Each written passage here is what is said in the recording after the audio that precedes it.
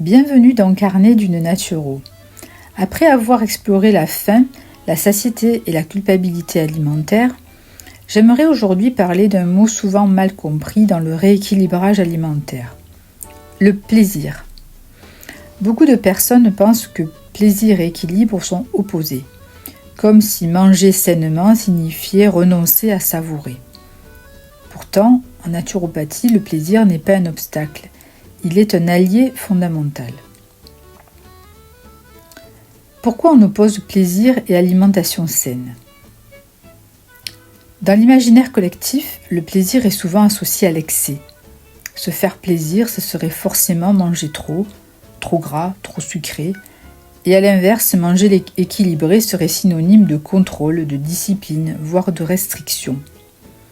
Cette opposition crée une tension permanente. Soit on est sage, soit on craque. Or, cette vision binaire est précisément ce qui empêche un équilibre durable. Le rôle biologique du plaisir. Le plaisir n'est pas un caprice, il a une fonction biologique. Lorsque nous mangeons avec plaisir, le corps sécrète des hormones liées à la détente et à la satisfaction. La digestion est plus fluide, les signaux de satiété sont plus clairs. A l'inverse, manger dans la culpabilité ou la contrainte crée du stress. Et le stress perturbe la digestion, brouille les signaux internes et favorise des comportements alimentaires déséquilibrés. En naturopathie, on considère que le contexte émotionnel du repas est aussi important que son contenu. Pourquoi se priver augmente les envies ? Plus on interdit un aliment, plus il prend de place mentalement. La restriction crée une tension. Et cette tension finit souvent par se transformer en envie intense, voire en perte de contrôle. Ce n'est pas une faiblesse, c'est un mécanisme naturel. Le corps et le cerveau cherchent à compenser la privation. Autoriser le plaisir de manière consciente réduit cette pression intérieure et paradoxalement permet souvent de manger avec plus de modération.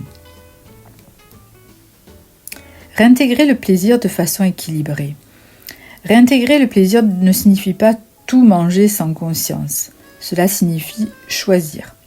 Choisir un aliment que l'on aime vraiment, le manger lentement, le savourer pleinement.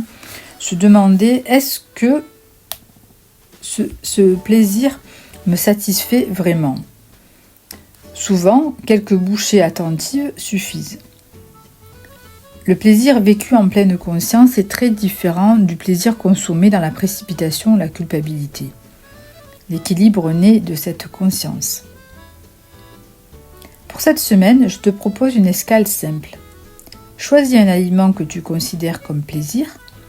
Plutôt que de le manger rapidement ou avec culpabilité, prends le temps. Installe-toi, observe la texture, le goût, les sensations.